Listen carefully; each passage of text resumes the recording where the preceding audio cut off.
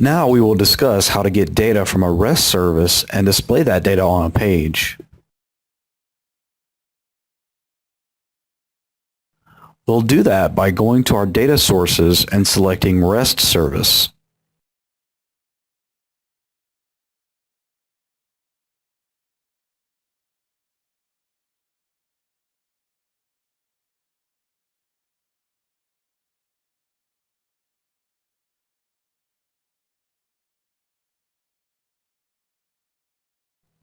In this scenario, we will use a RSS feed from a world news site. The URL we grab has a parameter in it, so we will add that parameter in the data source UI.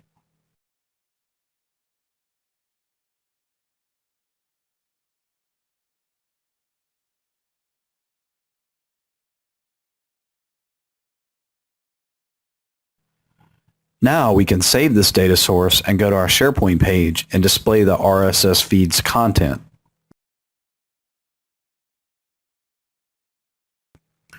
We'll do this by adding a Data View web part.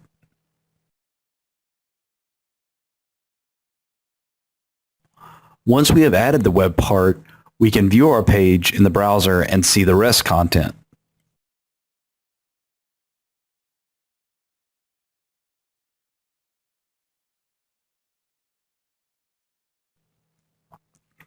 Upcoming topics include styling Data View web parts, adding SOAP web services, adding various other types of REST services, using JavaScript and Data View web parts, and using SharePoint Designer 2013 workflows to call HTTP web services.